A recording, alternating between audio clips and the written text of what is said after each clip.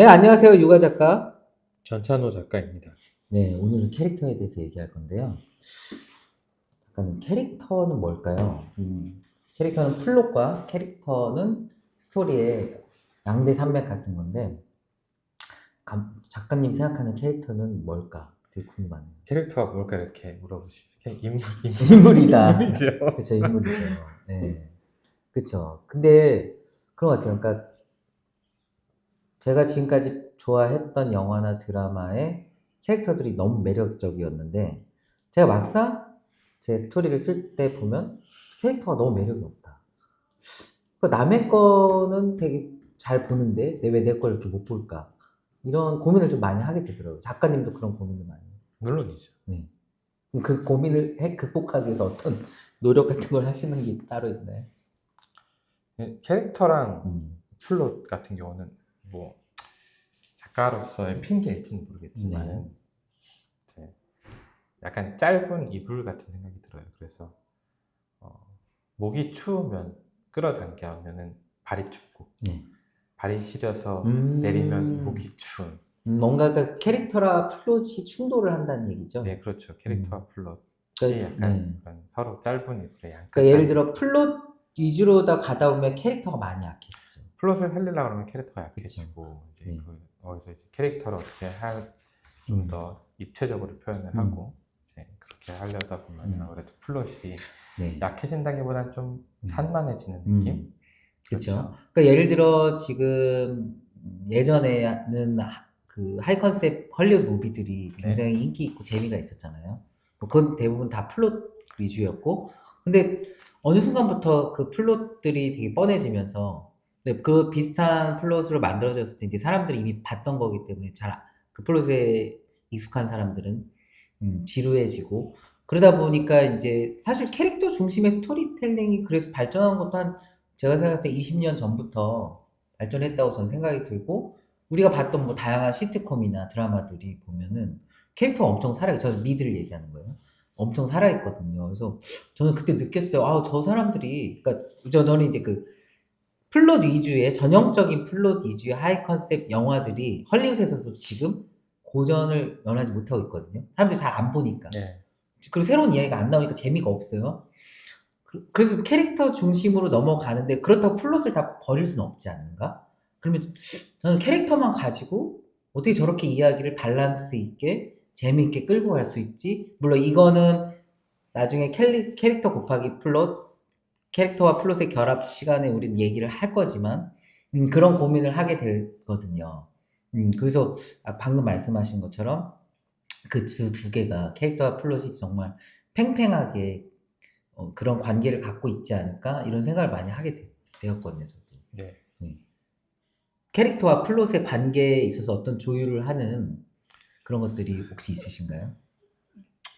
이제 개인적인 원칙 같은 건데요. 네. 저는 일단 처음에 이제 뭐 대본에 아예 들어가기 전에 기획을 할 때라든지 그럴 때는 저는 캐릭터를 우선으로 생각을 하긴 해요. 네네네.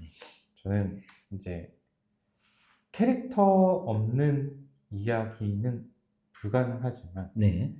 이야기 없는 플롯이 없는 이야기는 가능하기도 아, 하다라는 맞아요. 생각이 네네, 맞아요. 들거든요. 네.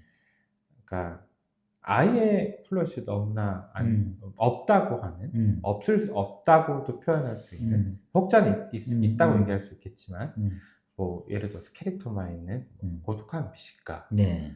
밥을 먹는 거를 이러이러한 과정으로 플롯으로 했어 라고 말하면 좀 그건 웃기고요. 사실은 네네. 캐릭터가 나와서 그냥 밥을 이렇게 저렇게 먹는 네네. 것이거든요. 근데 단순히 캐릭터와 그 사람이 하는 행위만 있어도 우리가 굉장히 즐겁게 볼 수 있다는 말이죠. 하지만은 캐릭터가 없이 플롯이 나오면은 약간 동물의 왕국이나 자연사 다큐멘터리가 그렇지. 네네네. 그죠? 어떤 사람 그치, 그치. 캐릭터 사람이 없이 없으니까. 네. 이제 이야기만 있으니까요. 그래서 저는 기획하는 거 대본을 쓰기 전에는 네. 그래도 캐릭터를 좀 먼저 고려하는 편인데 네네. 캐릭터부터 먼저 그럼 생각하시나요? 위주로 플롯보다? 생각하죠. 그러니까 아, 둘이 네네네. 플롯 둘이 충돌하거나 그러든지 네네네. 캐릭터 위주로 생각하는데 네네. 쓰기 시작하면 무조건 플롯 위주입니다. 아, 네네. 저번 수업 때도 말했듯이 네네.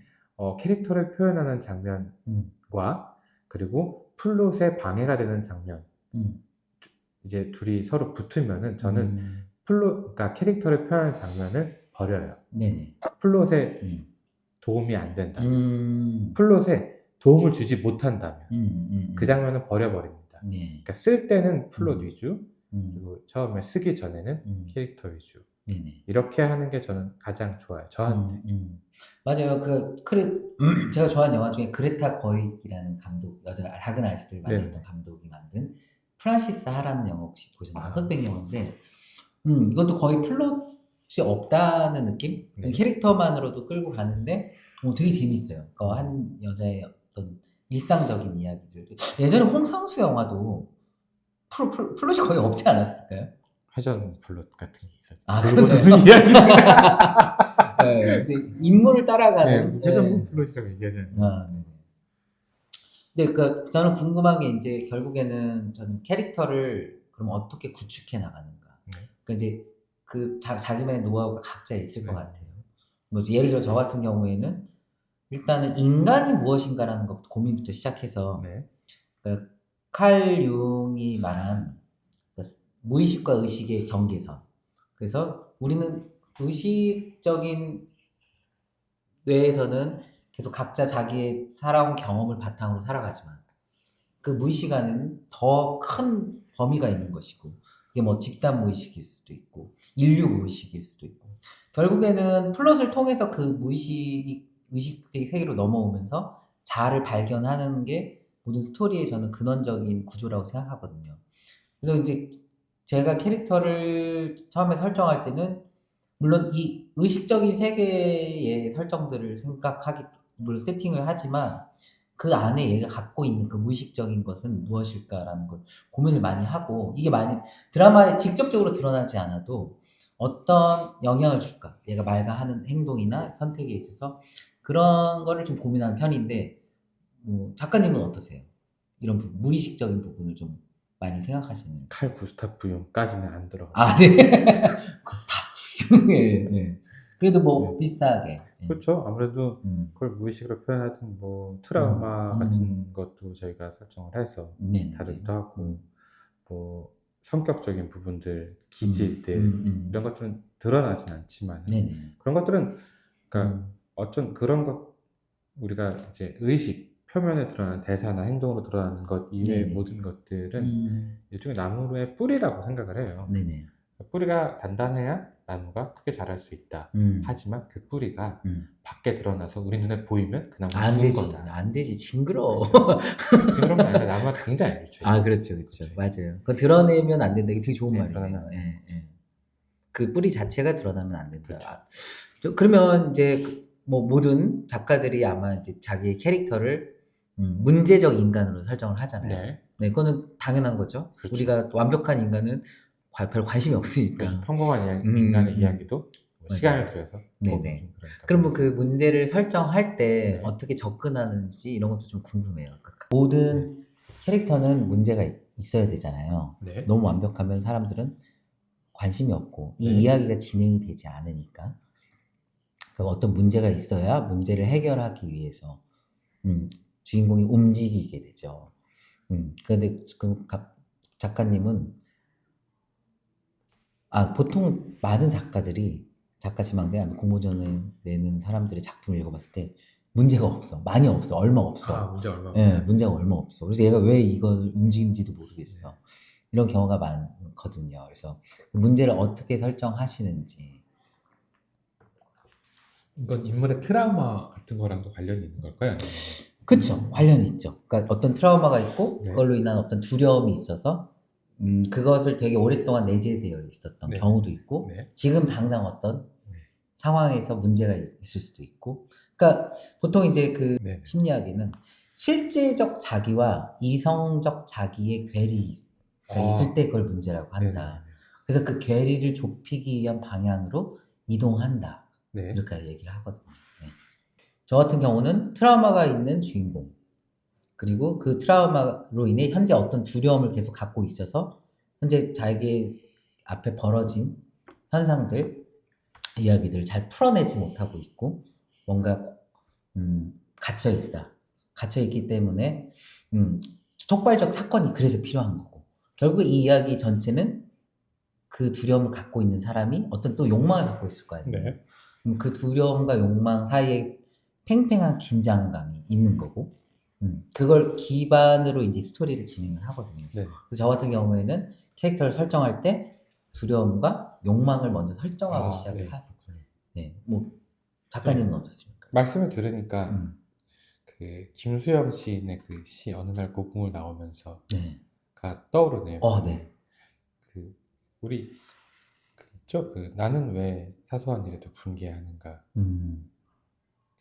나는 얼마만큼 작으냐 이 시가 있잖아요. 잘 몰라요. 좀 얘기 좀 해주시면. 요 시입니다. 네. 제가 시를 읽어주세요. 아니, 네. 나는 한 조그만 일에만 분개하는가? 저 왕궁 대신에 왕궁의 은탕 대신에 로 시작하는 김수영 시가 있어요. 근데 여러분 제목이 어느 날 고궁을 나오면서라 네네네. 찾아서 한번 읽어보세요. 네. 저는 김수영 시인은 이렇게 생각을 하거든요. 항상 지금의 나와 어떤 마음속의 나 그런 것들의 괴리감들, 응당 이래야만 하는 나와 그러지 못하는 나의 어떤 차이들. 그러니까 적은 사람일수록 정정당당한 사람이 되겠지만 보통 사람들은 그렇지 못하니까요. 보통 다 자기 모순에 빠져 있죠. 그 간극이 넓죠. 김수영 시인이 그랬던 것 같은데 김수영 시인이 그랬던지 아니면은 평론하신 김현 평론가님이 그랬는지 모르겠는데 내가 읽어본 기억이 나는데 그 간극이 캐릭터라고 했던 기억이 나요. 지금 문득 떠올랐어요. 대학 때 그 간극이. 네. 그래서 우리가 뭐 어떤 문제적 인간을 묘사를 하든 혹은 그 인간의 트라우마를 설정을 하든 우리가 그 간극을 사랑해야 한다. 그리고 또 한 가지 돌아볼 것은 저는 항상 뭐 이제 지망생 분들한테 말하든 후배들한테 말하든 하는 것들인데 이러한 간극을 탐구하려면 우리가 어떠한 다른 사람들을 관찰하는 것보다 제일 좋은 취재 대상이 하나 있는데 그것이 바로 나 자신이다라는 거예요. 우리가 뭐 캐릭터 연구할 때 심리학 책도 읽고 또 여러 가지 인간도 관찰하잖아요. 인간극장도 보고. 네, 인간극장도 보고. 근데 사실 제일 좋은 관찰 대상은 자기 자신이거든요. 내가 바라는 나와 지금의 나 그것 때문에 모순된 나들 그 간극들 그런 것들을 우리가 어쨌든 심리학적으로 여러 가지 방어 기제를 모두 다 쏟아내서 동원해서 그런 것들을 없애려고 한단 말이죠. 그러면 그런 작가들이 과연 그런 간극을 묘사할 수 있을까라는 근본적인 이제 의문이 있어요. 저는. 우리는 적어도 우리 자신한테만큼은 솔직해야 한다. 좋은 캐릭터를 쓰기 위해서는 내 안의 모순이라든지 내 안의 두려움이라든지 내 안의 욕망이라든지 그 두려움과 욕망 사이의 간극들을 다른 사람한테 물어보기 되게 좀 애매해. 맞아요. 그리고 그들이 정확히 알려주지도 않고 더 중요한 건 그들이 그것들을 정확히 인식하지도 못해요. 그렇죠. 하지만 나는 나한테 계속 물어봐서 인식할 수가 있어요. 맞아요. 저는 글쓰기에 가장 좋은 후생 복리는 바로 나 자신을 안다는 보너스 같아요. 우리는 글을 써서 돈도 받고 뭐 이것 때문에 뭐도 얻고 뭐 밥벌이도 하고 그렇겠지만은 그거와 상관없이 이 직업으로 인해서 얻는 가장 큰 후생 복리는 나 자신한테 솔직할 수 있는 거예요. 네, 맞아요. 그렇지 않고서 사실 캐릭터를 묘사할 수는 없거든요. 그렇죠. 우리가 가장 악한 인간을 그릴 때, 가장 비겁한 인간을 그릴 때 각각 누구를 생각하냐면 나를 떠올리면 돼요.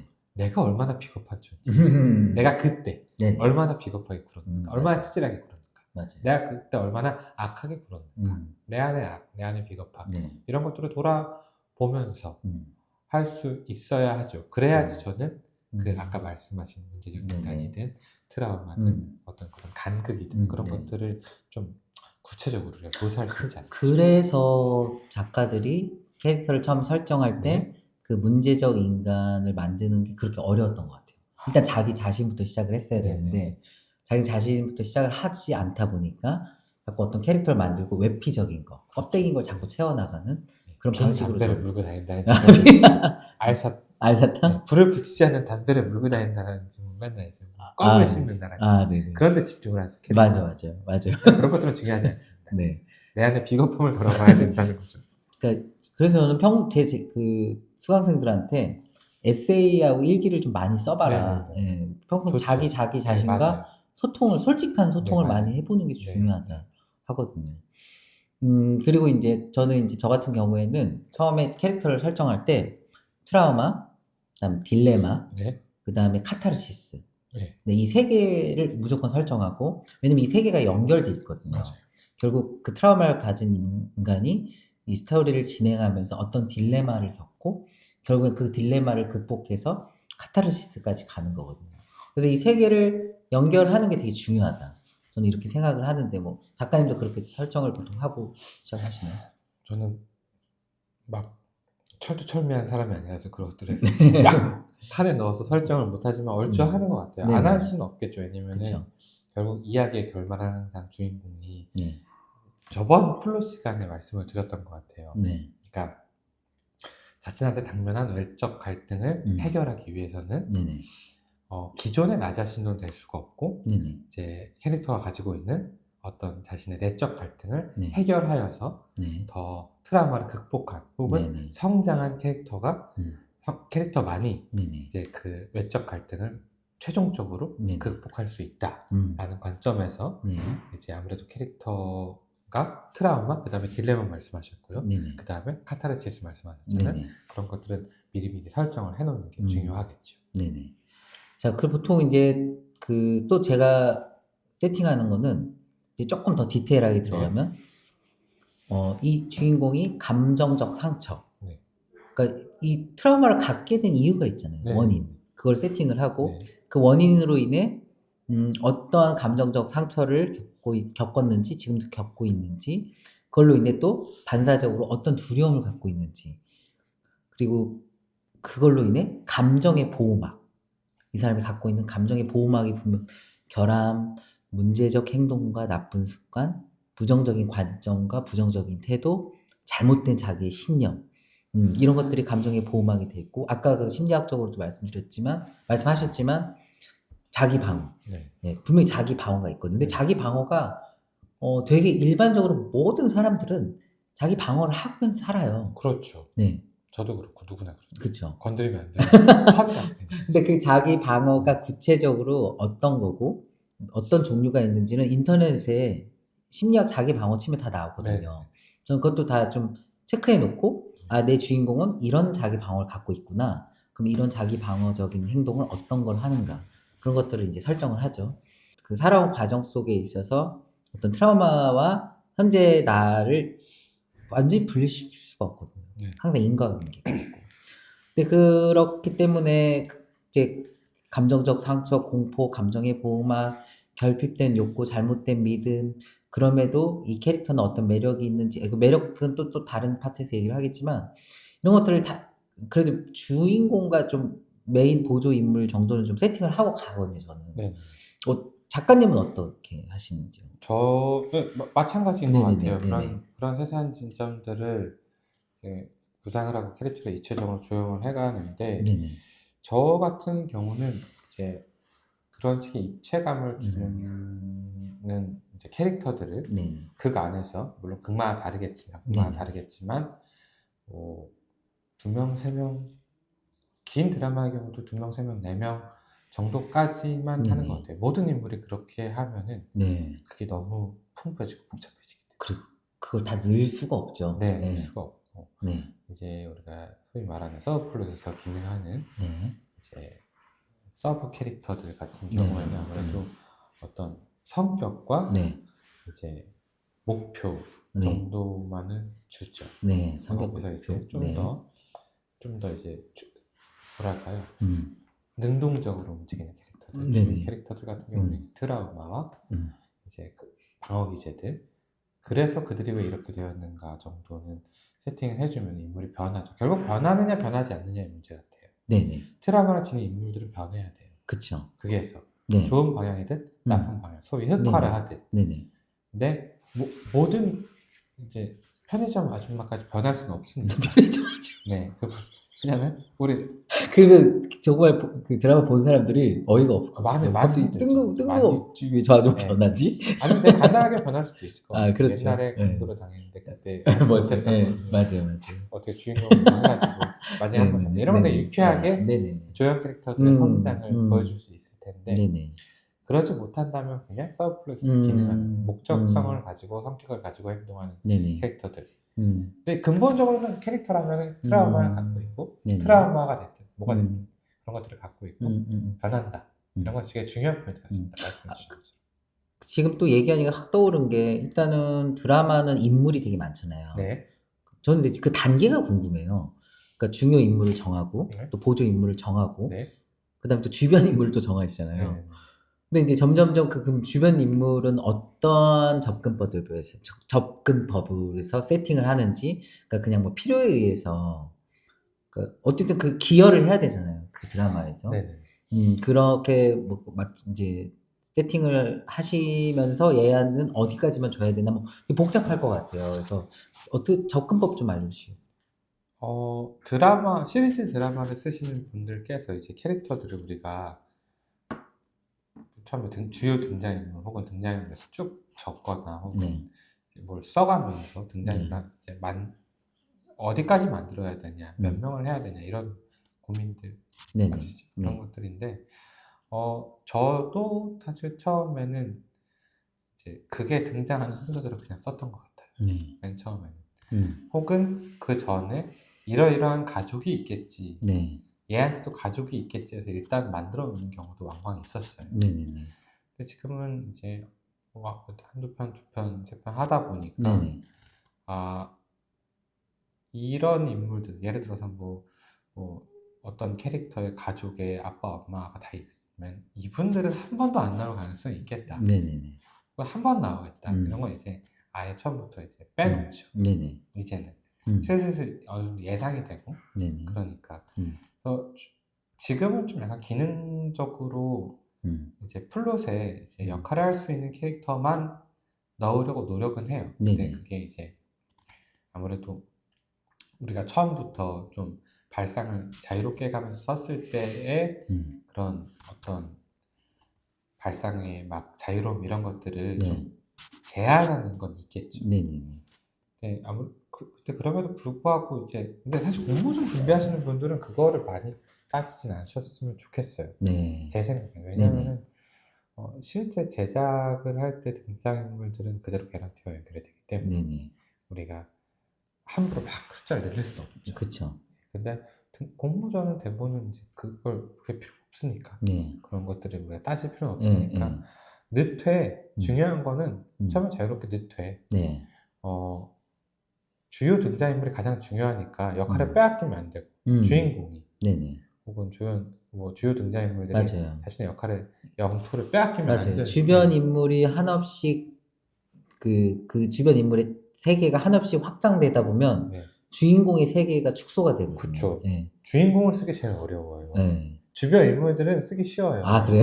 그러니까 주변 인물들 더 재밌어지고 말도 많아지고 장면도 많아지고 자유로웠어요. 주인공은 엄청 끌려다니기만 되는 경우가 왕왕 있거든요. 근데 그건 좋지 않은 것 같고.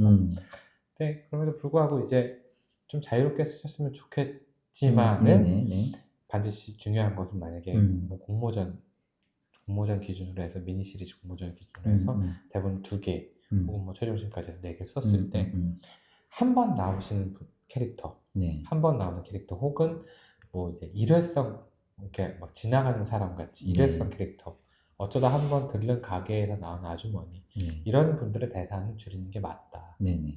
차라리 합쳐라. 자르고 제가 저번 세미나 때 항상 드렸던 말씀인데 등장인물도 자르고 합치는 게 맞다 라고 해야 돼요. 왜냐면 어쨌든 우리가 작가고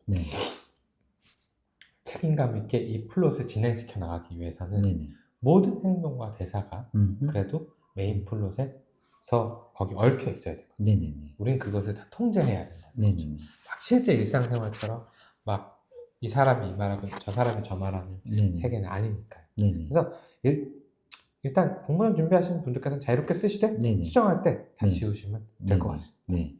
자, 일단 그리고 이제 어쨌든 지금까지는 어떤 캐릭터를 우리가 구축할 때 기본적으로 이제 세팅해야 될 요소들을 말씀드린 거고 또 이제 외적으로도 예를 들어 뭐 MBTI라든지 뭐 애니어그램 뭐 이거 하시는 분도 있어요. MBTI 뭐. 저는 해요. 아, 하세요? 저는 합니다. 네. MBTI 하세요? 저는 애니어그램까지. 애니어그램. 애니어그램인가요? 아, 애니어그램 너무 복잡해. 이거는 네. 인터넷에 좀 찾아보세요. 아 그래요? 예, 애니어그램 좀 복잡한데 이것도 지금 아니 그러니까 사실 MBTI 애니어그램을 활용하는 게 미국 작가들은 이미 예전부터 하고 있었어요. 그러니까 우리나라에서 MBTI가 엄청 이슈된 지 한 몇 년 됐잖아요. 네. 근데 사실 그 이전부터 헐리우드 작가들은 MBTI를 자기 캐릭터에 적용하기 위해서 많이 활용하고 있었다고 해요. 네. 그러니까 이제 뭐 다양한 방법들이 있겠죠. 내 캐릭터를 설정하기 위해서. 근데 어쨌든 저는 이런 과정을 하기 이전에 네. 자기가 좋아했던 영화나 드라마의 어떤 캐릭터, 내가 매력적으로 느꼈던 캐릭터를 좀 캐릭터 분석표를 만드는 네. 게 되게 추천해요. 네. 왜냐면 그러니까 대부분 그래요. 자기는 되게 다른 드라마에서 어떤 캐릭터에게 현혹되고 매력을 느꼈는데 정작 자기 캐릭터 그렇게 못하게 똑같이 못 만들거든요. 예. 저도 그래요. 저도 그래요. 결국 분석을 해야죠. 결국 어떤 캐릭터의 매력은 아픔에서 드러나지 않나요? 근데? 그쵸. 예. 그래서 문제적 인간이라는 말씀을 처음에 하셨던 네네네. 거죠. 그랬던 것 같아요. 주로 맞아요. 매력이라는 거는 그 사람이 얼마나 아픈 걸 가지고 있느냐. 네네네. 거기 얼마나 고통받고 있으며 중국에 갔으면 그걸 극복하느냐. 네네. 얼마나 그것 때문에 비뚤어진 성격을 갖게 되었으며. 그런 것들의 매력을 느끼죠. 그건 어쩔 수 없는 인간 본성인 것 같기도 해요. 맞아요. 그러니까 이제 저희가 이제 이런 컨텐츠, 캐릭터 수업을 열고 또 이런 유튜브를 하는 이유가 네. 저는 대부분 캐릭터 설정해봐 하면은 사람들이 뭐 직업, 네. 나이, 성별, 가족 관계, 좋아하는 거주지, 좋아하는 음식, 별자리. 뭐 그런 거. 근데 그런 식으로만 너무 접근을 하는 네. 게 되게 좀 안타깝다는 네. 생각이 들어서 이렇게 했던 거고. 또 이제 많은 분들이 그러면 과연 어떻게 캐릭터를 설정하십니까? 정말 질문을 많이 하시더라고요. 이제 그런 부분에서 얘기를 드렸던 건데 또 혹시 뭐 말씀하시고 싶은 것도 마지막으로 뭐 저는 오늘 아까 말씀하신 음. 제가 그냥 되게 그냥 요령같이 알고만 있었던 것들을 트라우마, 딜레마, 네네네. 카타르시스 딱 이렇게 네네. 설명을 해주시니까 네네. 저는 오히려 정리가 되는 것 같아요. 지금 쓰고 있는 작품의 캐릭터도 좀 그렇게 집에 가서 음. 좀 표에 맞춰서 좀 정리를 해보는 그런 시간 좀 가지려고 해요 지금. 저는 아까 되게 인상적이었던 게 그 간극을 사랑하라. 아, 네, 맞아요. 사실 제 자신도 사랑을 안 하는 거죠. 아 자신을 내 간극 자체를 간극을 사랑하는 나 너무 싫어. 나 찌질해. 내 캐릭터의 간극을 사랑해야 그리고 그 간극 자체가 캐릭터다. 그렇죠. 그 간극의 캐릭터. 그게 너무 멋진 말이에요. 간극의 성격이다. 마지막으로 아직까지 내 얘기 안 한 것 중에 딱 떠오르는 것도 없으신가요? 이런 캐릭터를 할 때 저는 이렇게 쓰면 좋다라는 한 가지 저만의 원칙이 있는데 뭐입니까? 뭐냐면은 보는 사람들로 하여금 네. 아, 저 새끼 저러면 안 되는데 라는 말이 계속 나오게 하면은 전 절반은 성공해요. 안타까움. 네. 왜냐면은 불안함. 제가 맞아. 항상 잘 되는 드라마에 네. 잘 되는 이제 뭐 인기가 많은 배우들 혹은 인기가 많은 캐릭터들 이런 걸 보면은 우리 뭐 어머니 아버지든 아니면 식당에서 할머니 할아버지 맞아요. 아주머니 아버지들은 드라마를 보고 있으면은 항상 똑같이 하는 말씀이 아, 쟤 또 저런다. 아, 쟤 저러면 안 되는데. 욕하면서 보이세요? 네, 아, 쟤 저러면 안 돼. 그게 아주 함축적인 거예요. 아, 네네네. 우리가 캐릭터는 항상 자신의 장점이 있어요.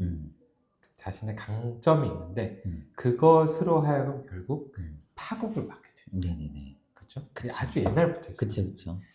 그리스 때부터 있던 거니까요. 저는 그 자신의 강점으로 계속해서 플롯을 전진시켜 나가고 뭔가 계속 고난을 헤쳐나가지만 성공을 향해 달려가지만 그것이 제3자의 눈으로 보면은 결국 파국으로 가는 길이고 그때 나오는 리액션이 아이고 저 새끼 저러면 안 되는데 쟤 또 저런다. 우리 어머니 엄청 괴로워하시더라고요. 이게 되는 아 진짜 괴로워하시더라고요. 또 저런다. 그래서 저는 맞아요. 캐릭터를 쓸 때 그 한 발 물러서서 아, 제가 하는 행동들이 네. 쟤 또 저런다라는 네. 리액션이 나오도록 쓰시면 지금 방금 리액션이란 말 해서 네. 저 또 떠오른 거야. 되게 중요한 말인데 네. 깜빡하고 얘기 안 했는데, 여러분이 어떤 이런 캐릭터 설정은 설정일 뿐이에요. 아까 전 작가님이 얘기한 것처럼 그렇죠. 뿌리예요, 뿌리. 네. 그 뿌리가 그대로 나는 이런 사람들 말로 하는 것도 아니고. 근데 이것 때문에 상처가 있지. 이렇게. 네, 그렇죠. 결국에는 캐릭터는, 이거 연극에서도 이미 그런 얘기를 하거든요. 캐릭터는 반응이다. 그렇죠. 리액션. 맞아요. 어떤 상황에 이 인물이 들어갔을 때, 맞아요. 닥쳤을 때, 얘가 어떻게 반응하냐가 캐릭터다. 좋은 극이라는 건 결국 재미있는 장면과 네. 거기에 반응하는 캐릭터의 리액션을 곱한 거예요. 맞아요. 각자의 숫자가 커질수록 음. 최종 값이 커집니다. 그쵸. 근데 하나가 0이면 0이에요. 그쵸. 근데 이거에 대해서는 우리가 또 다음 강의, 네. 플롯 곱하기 곱하기라고 그래요? 플롯 바이 캐릭터. 네. 네, 거기서 또 할 거니까, 네. 이번 캐릭터 수업도 많이 들어주시고, 플롯 바이 캐릭터 수업도 꼭 들어주세요. 플롯 바이 캐릭터 수업은 진짜 중요한 것 같아요. 네. 플롯과 캐릭터를 합치는 게 진짜 어렵잖아요. 네. 녹여내는 거. 네. 네. 그거는 정말, 정말 강추합니다.